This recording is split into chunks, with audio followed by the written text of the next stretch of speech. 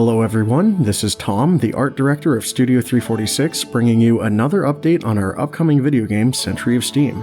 I will be subbing in for Mark this month since he is currently on the opposite side of the world doing Australian steam train things right now. Coupled with the fact that myself, Tristan, and a couple of the other devs have been under the weather recently, this month's update will be kept pretty brief just so we have time to go back and recover and to get ready before May's production schedule.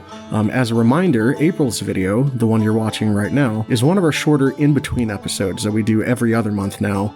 The longer video in March, which was made available a month early to Patreon supporters, was a first look at the new Car Inspector and Facilities UI, the company heads-up display, icebox reefer traffic, payout bonuses based on certain priming of commodities, improved locomotive feel, injector updates, firing updates, point switches with radial stands, a whole 12-mile round trip on Keystone, and actually making money on the railroad and tracking that in the company account for the first time. Just a ton of cool new things for March of 2025. We're super proud of what the team was able to accomplish in the lead up to that video, and we're aiming to expand on the industry and commodity work more in our next big feature devlog in May. A lot of the back-end work done during this month is a continuation of industries, including more UI work and functionality, as well as getting more industries planned. First thing is that in May we'll be going away from Keystone, our Pennsylvania coal map, and jumping back into Inyo, our California and Nevada desert map, covering the Owens Valley of SP narrow gauge, and also the Tonopah mining region just over the hill. If you like that specific flavor of 3-foot narrow gauge, you're in for a real treat this month. A big thing in the works right now is the Nevada, California, Oregon 10-wheelers, currently being modeled by our lead modeler Daniel Gollery, and this is unique in that it fully encompasses two distinct locomotive classes in one: Baldwin Locomotive Works 1026D drawing 42 and 1026D drawing 52, and there are both benefits and challenges to making this work. They more or less share identical boilers, very nearly identical frames, the same drivers, the same tenders for the most part, cab exteriors, and so on, but there are some really notable and frustrating differences that had to be accounted for. Notably, the Drawing 42 engines have Stevenson valve gear, and the Drawing 52 engines have Walschaerts gear. But those aren't the only changes.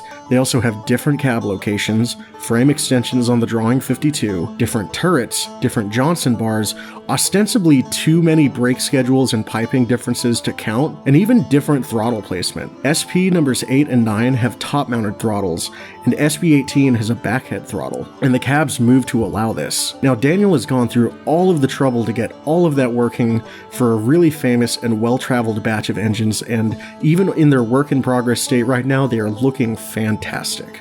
The NCO is a railroad that we instantly honed in on as something integral to the story of North American 3-foot narrow gauge because, like the Florence and Cripple Creek, it was one of those railroads that was abandoned fairly early but maintained its equipment well, so its engines and rolling stock got scattered across to a lot of different railroads, including the Pacific Coast Railway, the Southern Pacific, and even the Oahu Railway and Land Company.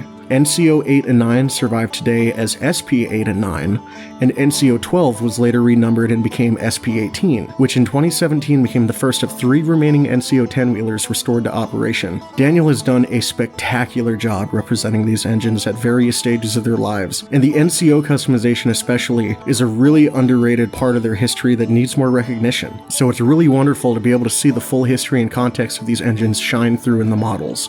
Now, one thing you may notice from this montage is that all of these engines have semi-cylindrical tenders, sometimes called whalebacks by rail fans, and while these do tend to only work with oil-fueled engines, with exceptions, we do plan on providing a coal-burning option, and we will share that in a future vlog. But wait, there's more. The NCO 10-wheelers were the penultimate power on the Keeler branch, but the ultimate power there was this: a General Electric 50-ton diesel locomotive, currently in progress by one of our new modelers, Alec.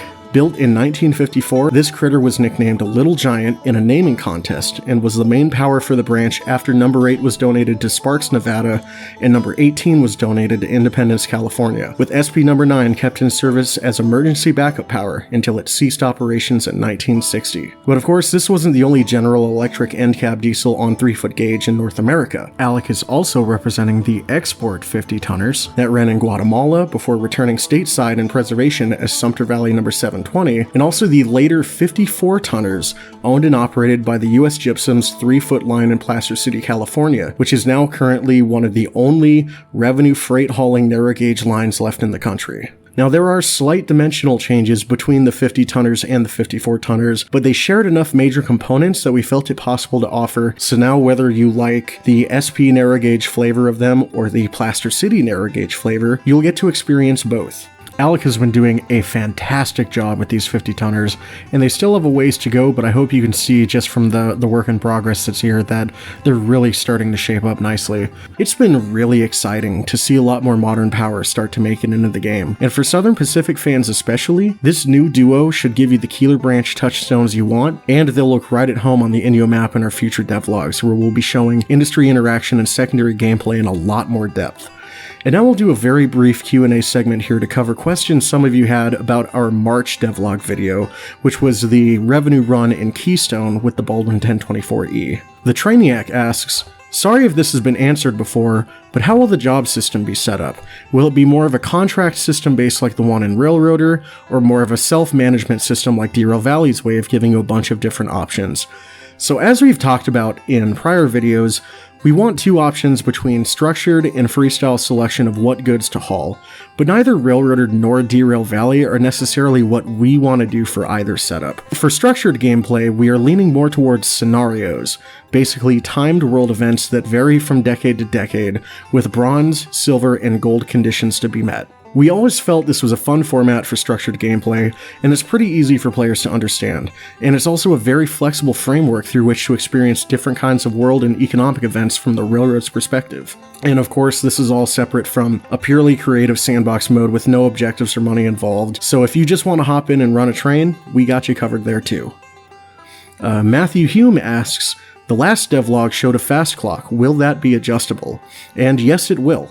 We adjusted it so that the amount of time it would take to run from one end of Keystone to the other, about a 12-mile round trip, would take about a full day from sunrise to sunset for the specific feeling we wanted to evoke in bookending the devlog. But with the exception of maybe certain scenarios which are tied to night running, or a specific time frame within, say, a day or a couple of days, the time of day is purely cosmetic, and we intend to allow you to set it to whatever speed or fixed time of day you want. Razzle then asks, "Are there any other games you could point to as inspirations for how you want the economic system to work in Century of Steam?" And our answer has been and always will be Railroad Tycoon 3. Best game to ever do it, hands down. Highly recommend the RT3 retrospective video on this channel. It was very underwatched compared to our other vids we've put out, but there's a reason that game has endured longer than many train games before or since, and there's a reason we are looking at it and looking at how to evolve that formula for the next generation of games. It still holds up well, it's charming, it's got great design, it's got a very good dynamic economy. Honestly, I think it still has the best economic sim of, I think, any game. It has genuinely done things that most games after it, even in the train tycoon genre, have never done, and it still is the gold standard. And finally, Colonel Cactus asks, "What major industries are planned for each map?"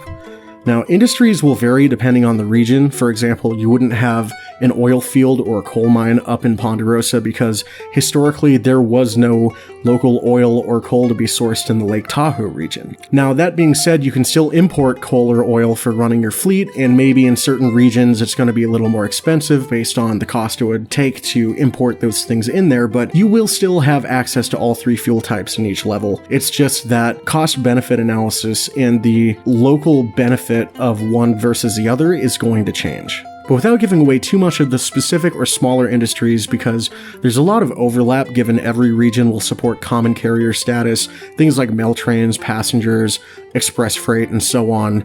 Ponderosa, which is our Sierra Nevada logging map, has an emphasis on logging and tourism.